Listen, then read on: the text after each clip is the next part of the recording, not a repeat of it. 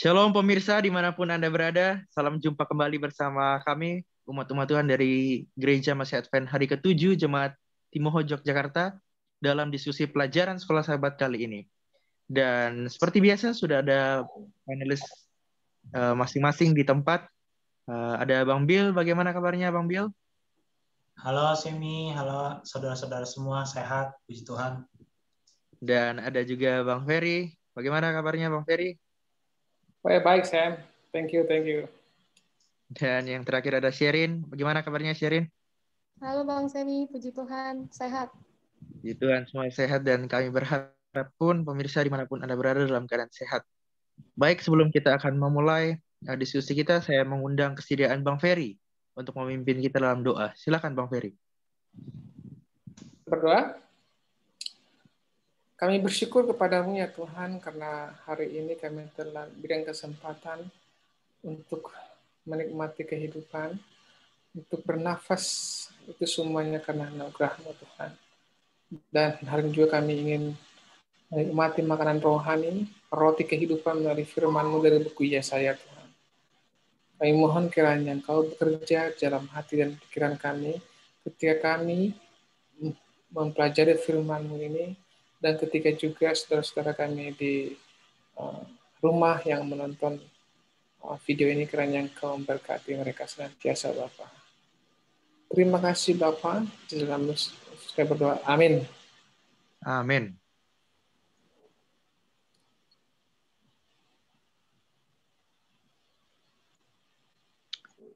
Baik pemirsa dimanapun Anda berada, pelajaran Sekolah Sahabat kita telah tiba di pelajaran yang ke-9 ya. Ya, pelajaran ke-9, siapkan buku Sekolah Sahabat dan Alkitabnya. Karena judul pelajaran Sekolah Sahabat kita yang ke-9 ini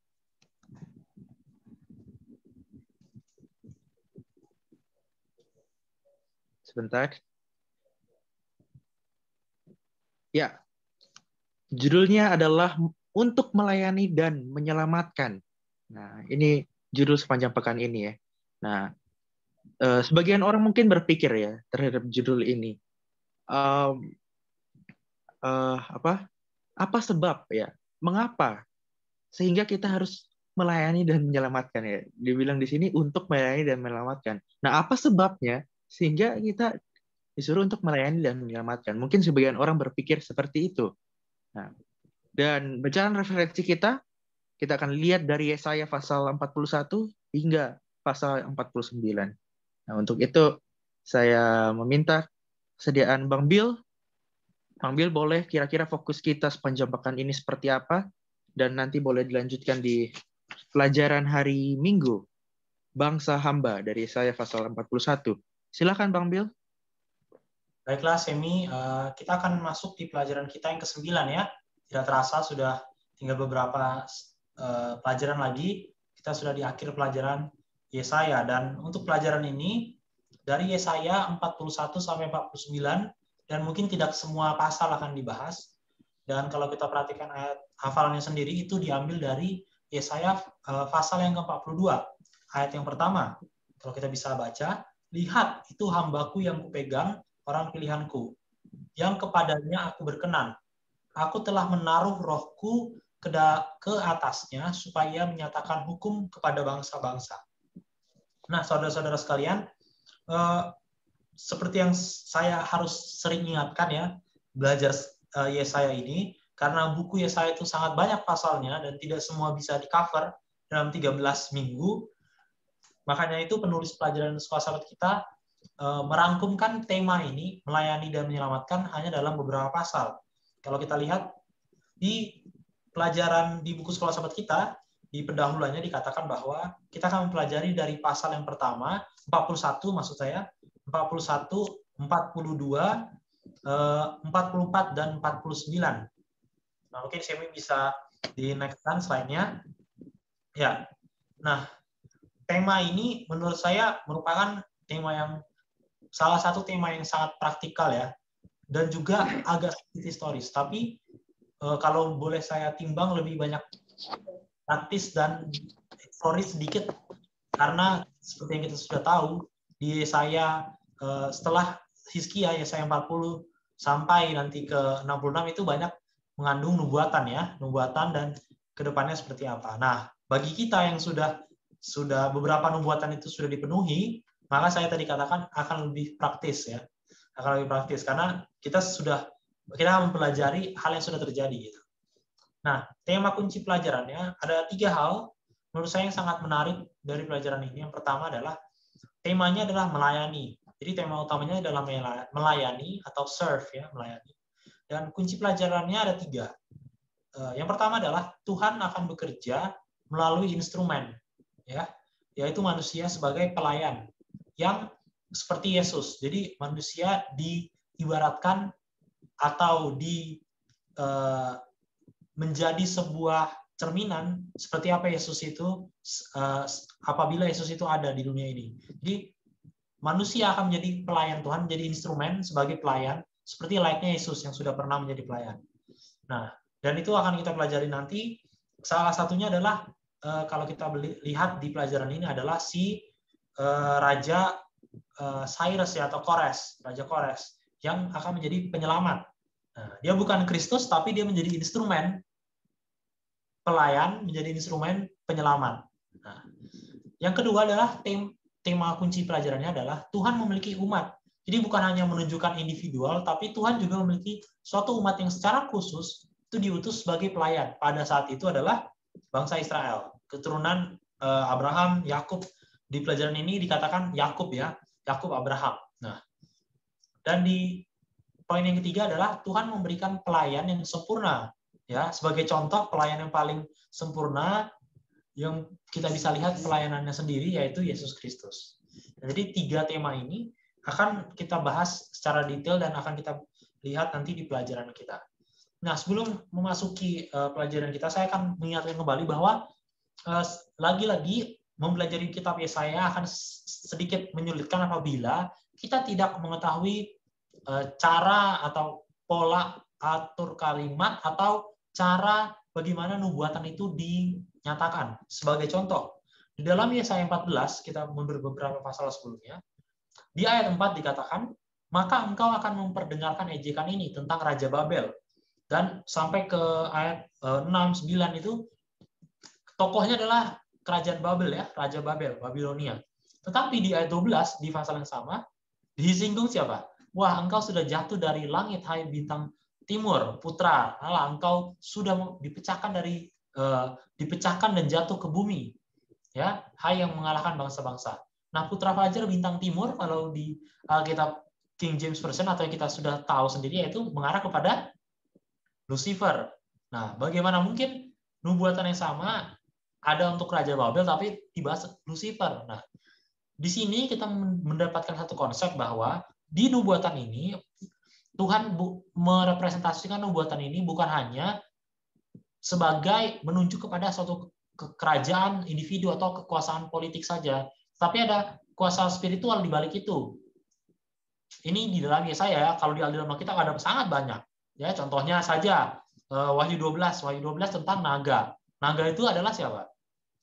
Iblis. Tetapi di bawah naga itu ada kekuasaan politik, kekuasaan kerajaan. Atau misalnya kita bahas juga misalnya Yeskiel, sama Lucifer.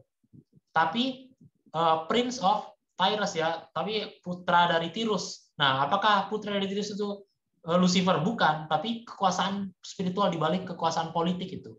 Nah, dari konsep ini di Yesaya 14 kita mengerti juga bahwa bukan hanya setan yang bisa berkuasa terhadap kekuasaan politik ya, tapi Tuhan juga bisa berkuasa terhadap kekuasaan politik yang akan kita lihat nanti yang dilakukan oleh Raja Kores. Jadi melalui Raja Kores di balik kekuasaan politik adalah kuasa spiritual Tuhan untuk menyelamatkan bangsanya.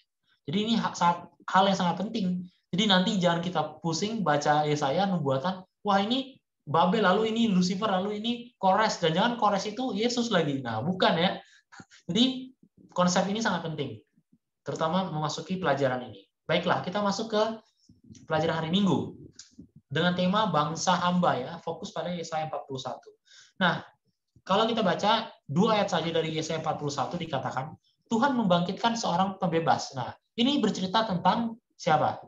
Raja Kores tadi, atau Cyrus ya, Raja Kores. Tampil dari timur, menaklukkan bangsa-bangsa, menaklukkan Babel. Ini saudara-saudara bisa lihat sendiri dan bisa baca, itu berbicara tentang Raja Kores. Nah, sedangkan kita lihat peralihannya ya, shift-nya, kita lihat peralihannya ke ayat 8, dia berbicara kepada Israel sebagai hamba. Jadi tema tadi ya, Tuhan menunjukkan instrumen, tapi Tuhan juga punya umat pilihannya, yaitu siapa? Israel. Dan kita bisa lihat lagi bahwa hambaku, hai Yakub, yang telah kupilih. Di ayat 9 dikatakan, aku telah memilih engkau dan tidak menolak engkau. Nah, kenapa janji kepada Yakub itu sangat penting ya, sampai Abraham, Yakub, Ishak itu selalu diulang-ulang. Nah, kalau kita ingat dahulu di Keluaran 7 ayat 16, bagaimana bangsa Israel disuruh keluar dari tanah Mesir ya, lalu Tuhan katakan, biarkanlah umatku pergi, maksudnya keluar ya, supaya mereka beribadah, tapi dalam terjemahan aslinya atau terjemahan literalnya adalah serve, biarlah mereka melayani. Jadi mereka dipanggil keluar untuk melayani ya,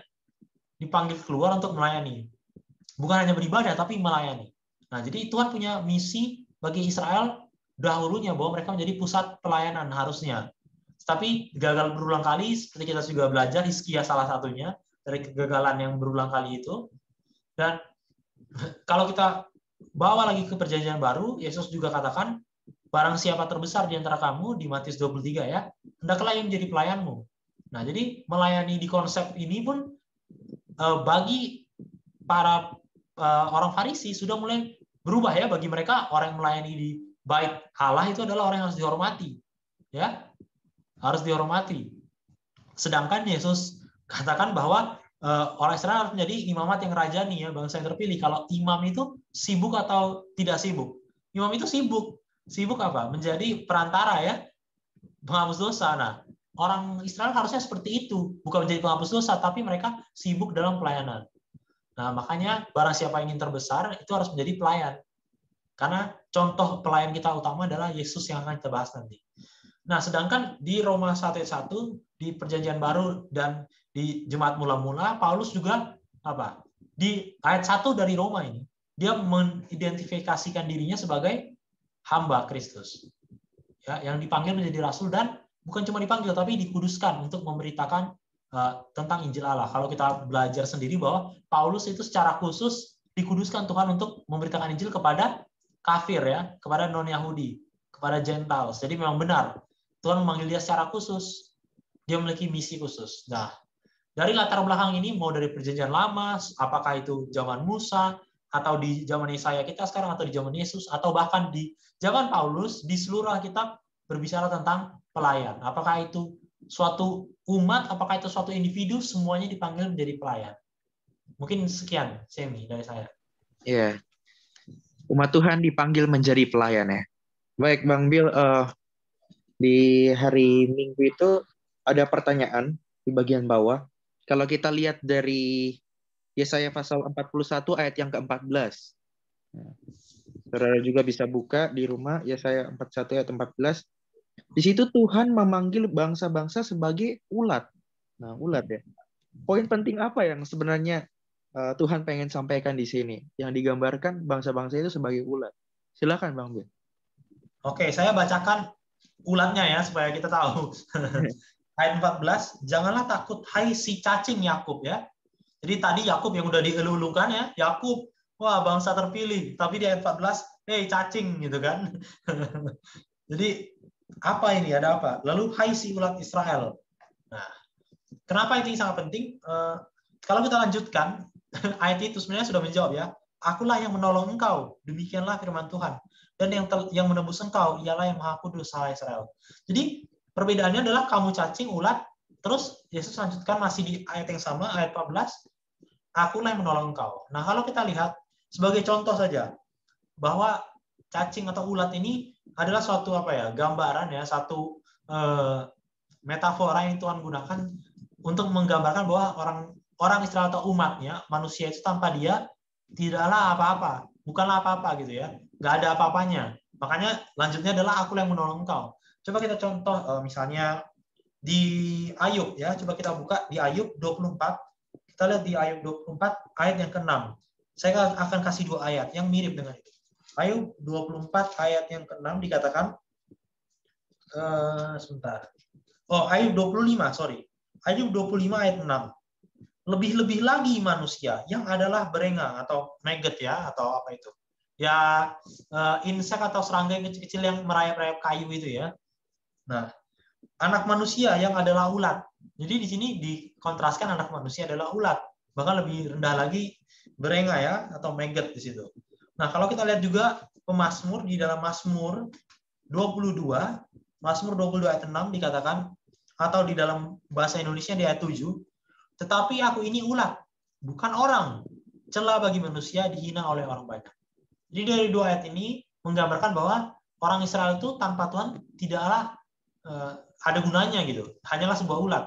Ini mengingatkan mereka bahwa untuk kemampuan mereka untuk melayani pun itu pun dari Tuhan gitu, bukan karena kemampuan mereka atau karena lahir saya sudah jadi jago pengkhotbah atau saya memang jago melayani orang atau saya memang jago menyanyi untuk memimpin ibadah atau apapun itu semua pun ya itu karena Tuhan gitu. Jadi tidak ada gunanya untuk kita membanggakan diri sendiri. Mungkin seperti itu saya. Iya, tidak ada gunanya untuk membanggakan diri sendiri, kemampuan diberikan oleh Tuhan. Terima kasih Bang Bill penjelasannya. Saya mau lanjut ke Bang Ferry di hari Senin dan hari Selasa, seorang hamba tanpa nama dari Yesaya 42, dan di hari Selasa Mesias orang Persia. Nah, ini seperti apa ini dari Yesaya pasal 44. Silakan Bang Ferry. Oke, terima kasih Sam. Oke. Nah, ini di hari Senin ini judulnya adalah seorang hamba tanpa nama ya. Ini sumbernya dari Yesaya 42 1 sampai 7. Ini lanjutan tadi yang sudah dibicarakan oleh Bill Sam. Ya. Di sini yang menarik bahwa Allah menjanjikan seorang hambanya tanpa nama. Ya. Siapa dia dan karakternya seperti apa? Oke, kita akan lihat. Nah, dari pasal 42 itu dikatakan karakternya itu dia memberikan keadilan.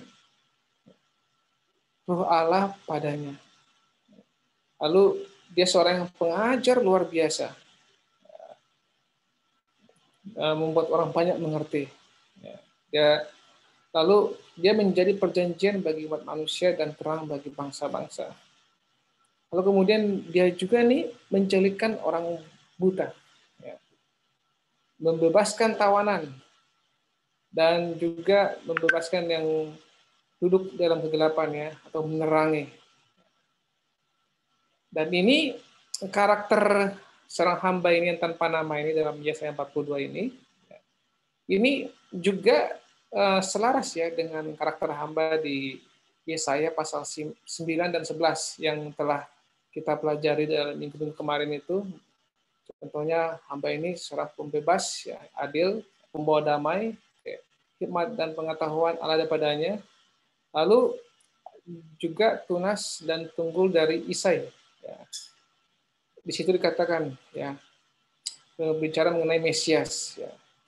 Nah, kalau kita melihat juga ke Matius 12, 15 sampai 21, ya, ini mengenai perjanjian yang mengidentifikasi hamba Allah ini. Ya, tadi kita sudah bicarakan di atas. Ya. Nah, kalau saya lihat di sini, saya kutip dari Matius 12 ya. Banyak orang mengikuti dia dan semuanya. Dia ini Yesus Kristus ya.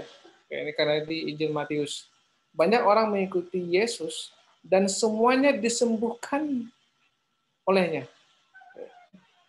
Kepada mereka, Yesus pesan supaya mereka tidak memberitahukan siapa dirinya.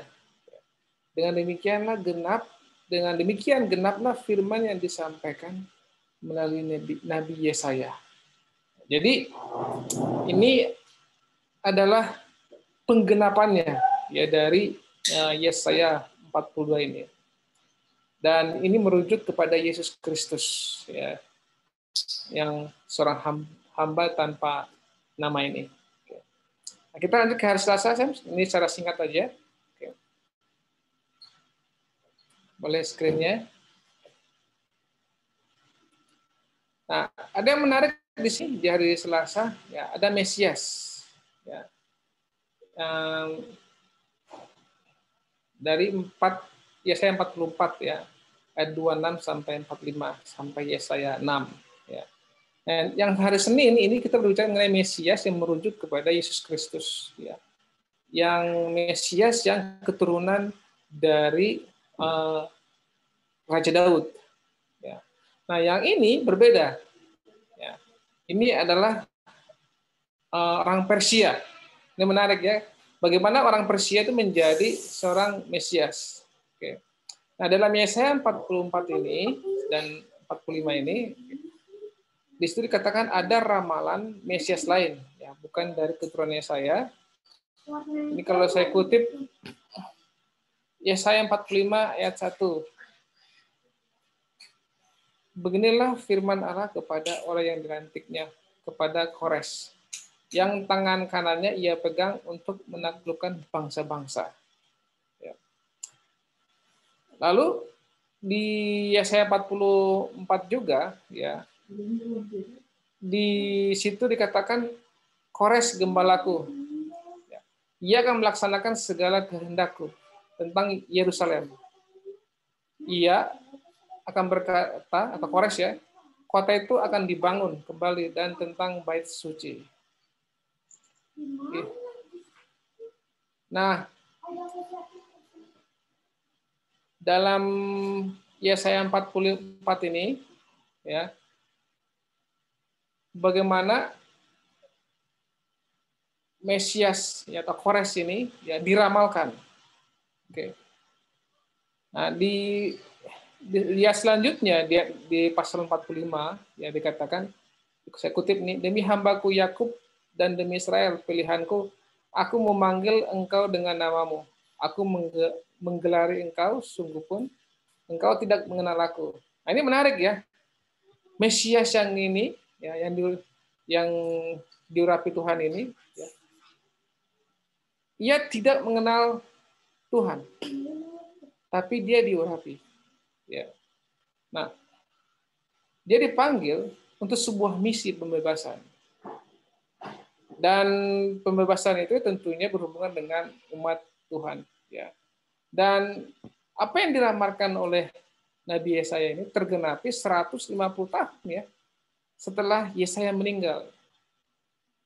Dan ini adalah bukti bahwa Yesaya itu adalah seorang nabi yang benar. Jadi ini cukup lama sih waktunya ya, 150 tahun, tapi sudah diramalkan dengan tepat. Bahkan namanya, ini yang menarik ya. Dan dia bukan juga dari keturunan bangsa Israel ya. Nah, sekarang mengapa Allah menyebutkan Kores yang kurapi ya? Dan ini sebenarnya untuk menunjukkan ya misi pelayanan, ya, bukan keselamatan. Bukan keselamatan seperti yang Yesus ya. Yesus kan fokusnya adalah bagaimana dia menjadi seorang juru selamat. Nah, sedangkan Kores ini ya untuk pelayanan, yaitu untuk membebaskan bangsa Israel. Nah, sebenarnya ini ada penerapan sebenarnya ya, yang kita bisa pelajari dari sini adalah bahwa kita adalah Mesias lain. Ya. Kita ini Mesias lain, sama seperti kayak Kores yang dipanggil ya, untuk sebuah misi untuk membebaskan. Nah, kira-kira begitu Sam penjelasannya dari pelajaran Senin dan Selasa. Secara singkat. Terima kasih.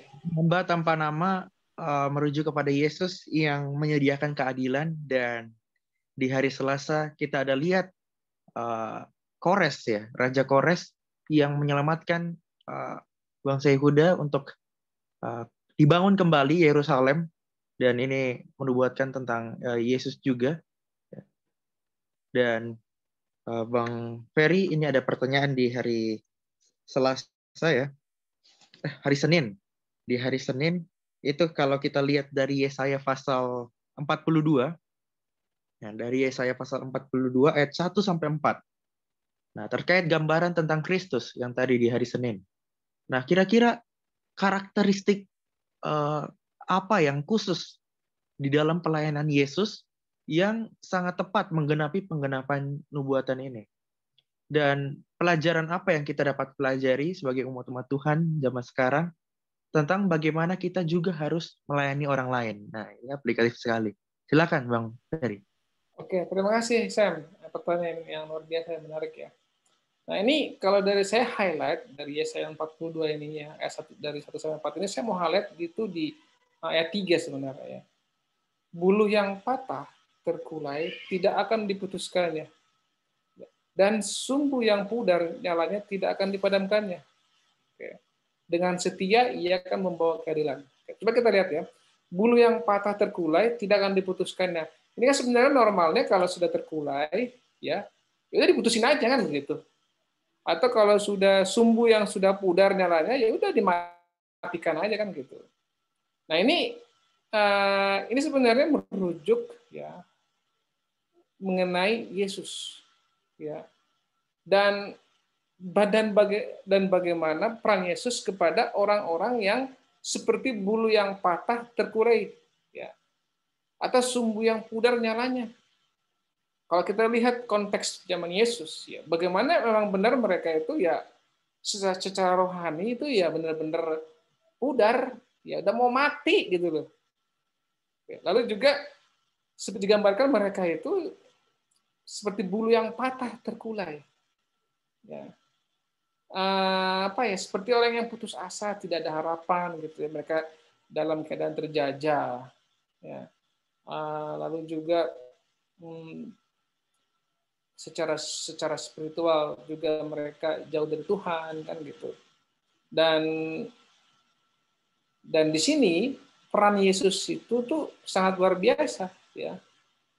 Ini berbicara mengenai Yesus itu sangat sabar gitu loh. Makanya bulu yang patah terkulai tidak akan diputuskannya, dan sumbu yang pudar namanya tidak akan dipadamkannya. Dan ini artinya ya, ketika Yesus melayani itu sangat sabar. Dan kalau kita melihat ya bagaimana layanan Yesus selama 3,5 tahun, memang dia sangat sabar ya. Dia sangat sabar kepada orang-orang yang menentangnya ya. Dan dia juga sangat sabar kepada orang-orang awam gitu ya. Benar-benar dia lihat, aduh ini orang-orang ini benar-benar buta rohani ya. Jadi, dan kalau kita lihat juga dari 12 muridnya juga begitu ya. Muridnya itu kalau kita lihat itu sampai berambisi ingin menjadi orang nomor 1. Sampai ibunya datang kan gitu ya, salah satu ibu dari mereka, ya Yesus kalau bisa nanti kalau engkau menyerahkan kerajaanmu, ya berikanlah posisi kepada anakku ini. Mereka nggak mengerti gitu loh mengenai sebenarnya apa visi Yesus gitu, karena pikiran mereka itu ya jauh gitu. Dan di situ Yesus benar-benar sangat sabar. Nah, contohnya ketika juga menghadapi orang-orang yang berdosa, benar-benar sangat sabar. Bahkan ketika Yesus pun sebelum disalib ya, ketika dia dikonfrontasi kan gitu, ketika dia dituduh, ya, nah dia tuh sabar. Ya. Kalau kita mungkin kita akan mengkonfrontasi balik gitu ya, atau mencari pembelaan kan gitu. Nah, kalau Yesus enggak. Ya. Dan Yesus benar-benar seperti kayak menyalakan api gitu loh. Sumbu yang pudar itu, ya, nyalanya itu, Yesus hadir di sana untuk menggembus lagi gitu nyalanya itu supaya berkobar. Gitu. Ya. Dan kalau kita bisa melihat bagaimana Yesus contohnya berkhotbah ya di sebuah bukit ya, nah itu benar-benar Yesus sedang menyalakan ya sumbu kerohanian daripada mereka. Nah, dari sini kita bisa lihat ya pelajaran apa yang kita pelajari tentang bagaimana kita bisa melayani orang lain ya sama seperti Yesus ya. Kita harus melayani itu dengan sabar. Ya. Dan ini tantangan ya, karena kalau kita tidak sabar pada orang yang kita layani maka kita akan marah, dan kalau kita marah maka akan hubungan itu akan rusakkan gitu. Jadi ini mungkin sesuatu yang penting, ya, kesabaran. Dan kesabaran untuk untuk orang tuh bisa melihat sebenarnya apa yang kita katakan itu sesuatu yang ini gitu mengenai Yesus. Jangan kita cepat marah. Kalau kita ingat contohnya adalah ketika Yesus pergi ke suatu kota ya, dan orang-orang di sana itu tidak mau mendengarkan Yesus sampai murid-muridnya Yesus itu marah gitu loh. Guru, apa kita bisa minta supaya Tuhan mengirimkan petir gitu loh untuk menyambar mereka? Itu kan marah kan, nggak sabaran. Ya, karena nggak mau mendengarkan. Nah, ini juga ya kita harus sabar ya ketika membawakan kabar baik kepada orang lain. Mungkin ada yang menolak ya, atau bagaimana ya. Nah, disinilah kita perlu melihat karakter Yesus yang sabar, dan itu kita harus ikuti. Kira-kira begitu, Sen. Baik, mengenai karakter Yesus yang sabar yang harus kita teladani. Terima kasih Bang Ferry atas penjelasannya. Saya mau beralih ke Sherin di hari Rabu dan hari Kamis. Harapan untuk masa depan, dan di hari Kamis, hamba yang merasakan dan menderita dari Yesaya pasal 49. Silahkan Sherin, boleh diuraikan. Untuk hari Rabu, kita belajar seperti secara keseluruhan. Ada satu hal yang menarik di sini, dikatakan ada Yesaya kedua. Apa itu?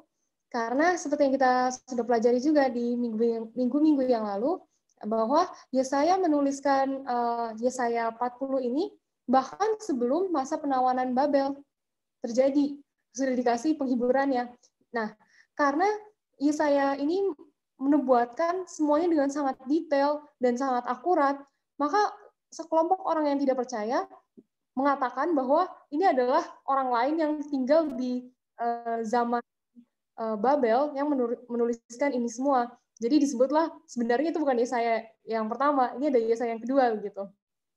Jadi orang-orang yang tidak percaya mengatakan bahwa Yesaya 40 sampai Yesaya 66 adalah ditulis oleh Yesaya yang kedua.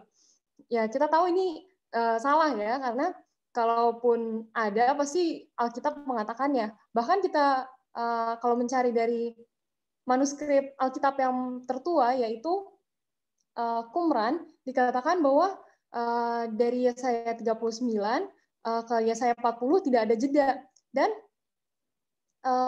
tidak ada transisi juga kalau misalnya mau ada orang pertama dan orang kedua. Dan kita juga melihat ya, sepanjang kita belajar kitab Yesaya ini memiliki satu tema yang konsisten, yang secara kurang lebihnya tentang percaya kepada Allah, termasuk kedatangan Mesias, pembebas, dan juga tidak menyembah berhala seperti itu. Nah, kita sudah ketahui bahwa Yesaya 1 sampai 39 itu adalah masa penekanannya adalah saat masa penawanan Asyur, dan itu menekankan tentang penghakiman. Kemudian Yesaya 40 sampai 66 yang sekarang kita akan mulai pelajari itu adalah dalam masa penawanan Babel yang menekankan penghiburan. Ya, walaupun nanti di akhir Yesaya bagian kedua ini, seperti di Yesaya 42, Yesaya 43, Yesaya 48, itu juga kita menemukan ya, kita sudah bahas beberapa tentang penghakiman juga. Nah, jadi di sini kita diingatkan kembali gimana Yesaya itu memberikan pengharapan, harapan dan penghiburan pada bangsa Yehuda dalam penawanan Babel. Nah, di sini pertanyaannya adalah harapan apa?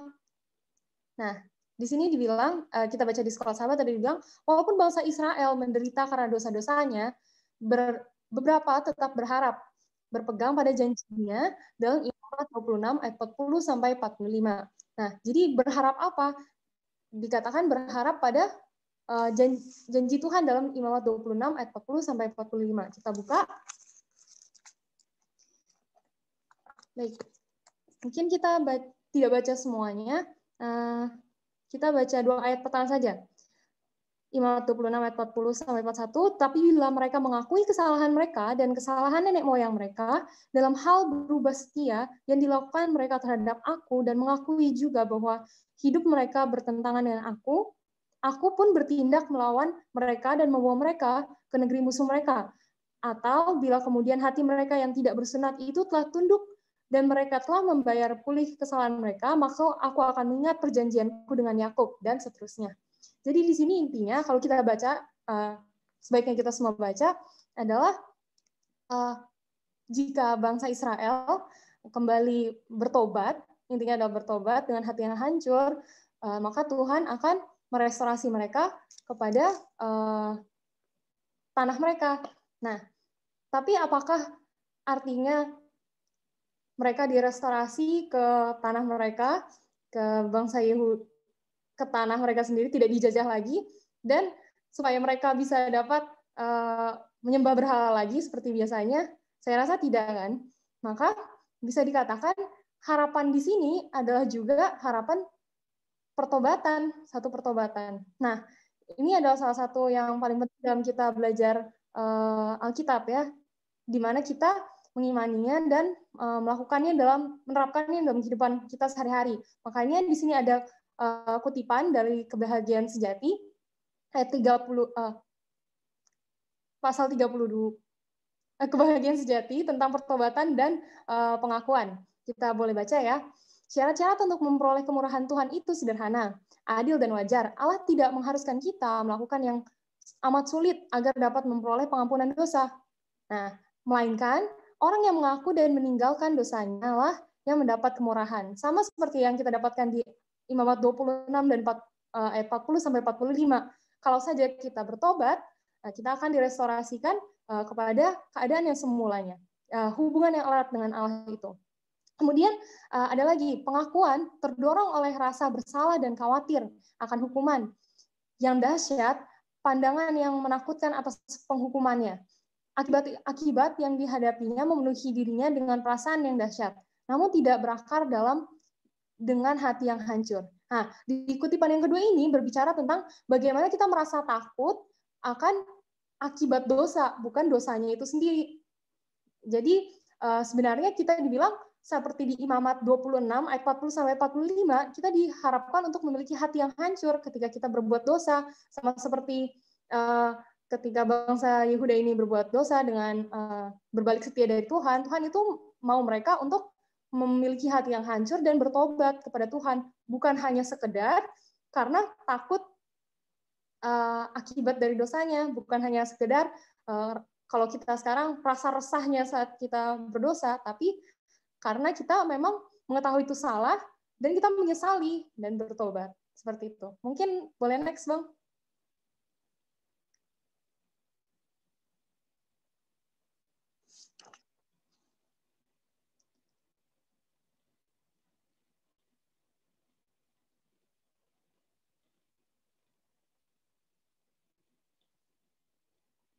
Baik, untuk di hari Kamis, judulnya adalah hamba yang merasakan dan menderita. Di sini kita akan belajar dari Yesaya 49 ayat 1 sampai 12. Tepatnya siapa sih yang dibicarakan dalam Yesaya 49 ayat 1 sampai 12 ini? Nah, kalau kita sudah mendengar tentang yang dibahas sedikit oleh Bang Ferry di Yesaya 42, dan kita membaca Yesaya 40 Yesaya 49 ini, kita akan menemukan banyak sekali tumpang tindih. Istilah-istilah yang digunakan. Kalau saya list, di sini ada dibilang, hamba ini dipanggil dan diberikan nama bahkan sebelum dia lahir. Kemudian, hamba ini mulutnya seperti pedang. Allah dimuliakan dalam kehidupan hamba ini. Dan ia membawa kembali Israel kepadanya. Ia juga menjadi terang dunia. Ia menjadi perjanjian. Dan juga ia membebaskan tawanan, yaitu Israel. Nah, juga bisa dilihat ya, nanti kita baca di Sekolah Sahabat, ada banyak banget buktinya dalam perjanjian baru, bahkan dalam Matius, Yohanes, Wahyu.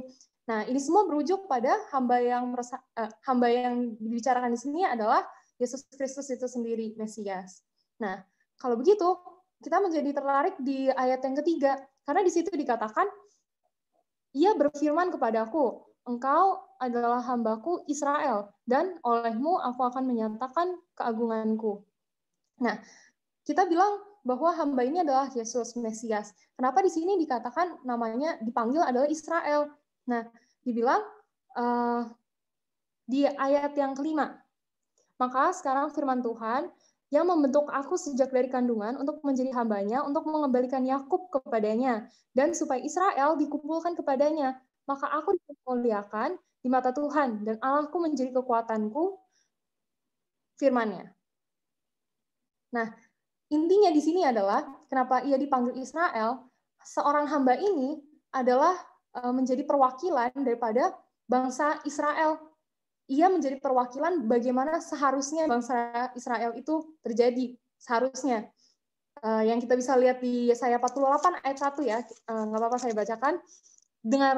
Dengarlah firman ini, hai kaum keturunan Yakub, yang menyebutkan dirinya dengan nama Israel, dan yang adalah keturunan Yehuda, yang bersumpah demi nama Tuhan mengakui Allah Israel, tetapi bukan dengan sungguh-sungguh dan dengan tulus hati. Jadi, hamba ini mewakili sebenarnya Israel itu harus seperti ini, yang dimana di ayat 48 ayat 1, pasal 48 ayat 1 dikatakan bangsa Israel gagal telah menjadinya, begitu. Jadi hanya sekedar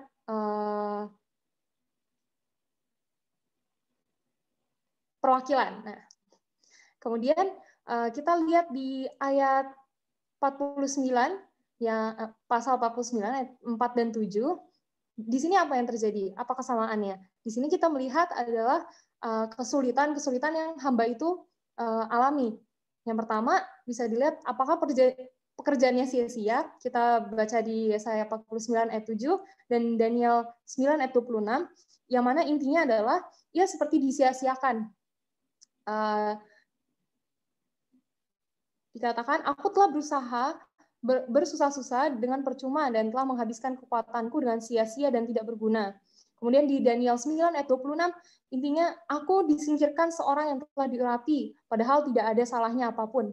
Jadi hamba ini yang begitu baik, merepresentasikan Israel yang ideal, namun sepertinya pekerjaannya sia-sia, malah disingkirkan dari semua orang. Nah, dihina dan dijijikan oleh bangsa-bangsa. Itu di ayat 49 ayat 7. Tetapi di ayat yang sama dibilang, ia akhirnya diberikan hormat raja-raja dan disembah oleh penguasa-penguasa. Nah, malah dari sini kita boleh yang dunia melihat sebagai suatu kesia-siaan atau kejijikan pekerjaan Mesias ini, karena kita mengingatkan bangsa Yahudi gagal melihat pekerjaan Mesias karena mereka mengira Mesias ini akan menjadi raja, padahal bukan. Nah, sebenarnya ini menunjukkan sesuatu yang jauh lebih besar, yaitu bahwa Mesias dicobai sama seperti kita dicobai.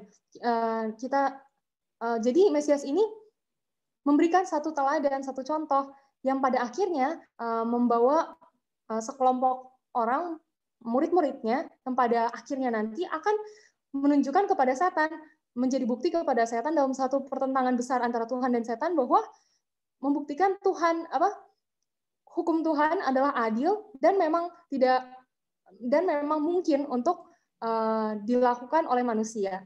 Jadi lebih daripada hanya Mesias hanya menjadi seorang raja atau tidak dalam dunia, Yesus memberikan satu teladan yang begitu indah yang pada akhirnya akan memenangkan pertentangan besar daripada Tuhan dan setan. Mungkin seperti itu untuk hari Kamis.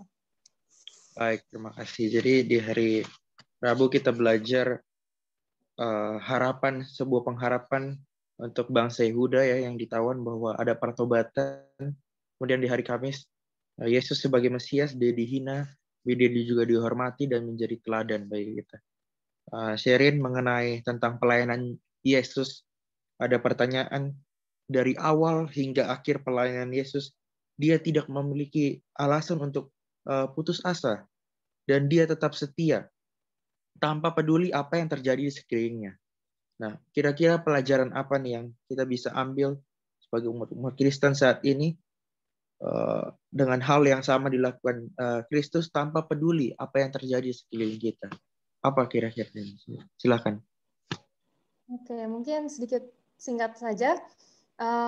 jika kita disuruh menghayalkan, merenungkan bagaimana kehidupan Yesus, sebenarnya Yesus ini memiliki banyak banget alasan untuk putus asa saat ia melayani di dunia ya. Sudah ditolak, tidak ada yang mengerti pekerjaannya, disalah mengerti. Kemudian lebih dari itu, Yesus dapat melihat hati setiap orang kan, dan kita mengetahui bahwa sampai ia meninggal di akhirnya, orang-orang terdekat dengan dia tidak mengerti. Jadi Yesus mengetahui dari awal, bahkan orang terdekatku pun nggak mengenal aku itu siapa. Sebenarnya banyak banget alasan untuk Yesus putus asa, tapi Yesus tetap setia dan melakukan apa yang seharusnya dia lakukan. Mungkin satu pelajaran yang saya bisa dapat adalah karena Yesus itu tidak melihat takarannya bukanlah dunia. Ia tidak menaruh matanya pada dunia, tapi ia menaruh matanya kepada Allah. Dan bagaimana Allah, ia melihat grand scheme besar baginya, dan Allah memiliki satu rencana yang untuknya. Yang saya yakin juga kita semua memiliki rencana ya dari Tuhan, dan itu yang kita bisa ambil buat kita supaya tidak melihat kepada dunia, kita melihat kepada Tuhan, dan itulah yang memberi kita kekuatan untuk terus maju melakukan apa yang kita tahu benar. Mungkin gitu. Terima kasih Sherin atas penjelasannya. Untuk itu saya minta Bang Bill kira-kira kesimpulan apa yang kita bisa tarik sepanjang pekan ini. Silakan. Baiklah, ada satu kutipan dari tulisan Roh Nubuat di sini. Dikatakan bahwa Yesus dalam pelayanannya, karena tadi dari pelajaran kita belajar bahwa memang tidak disebutkan namanya, ya pelayan tanpa nama, tapi tipe pelayanannya harus menjadi contoh bukan hanya bagi tadi instrumen, apakah itu umat, apakah itu gereja, apakah itu individu. Di sini dikatakan bahwa dia selalu ramah dan penuh pertimbangannya. Dia selalu mengucapkannya dengan kasih tanpa memaksakan kebenaran. Nah, seringkali kita memaksakan kebenaran kepada seorang, misalnya kita sudah tahu suatu itu salah, suatu itu dosa, tapi kita paksakan sampai akhirnya orang itu malah muak akan kebenaran itu ya. Padahal sebenarnya itu kebenaran, tapi cara kita menyampaikannya salah. Tapi di sisi lain, dia tidak pernah kasar dan dia tidak pernah sia-sia.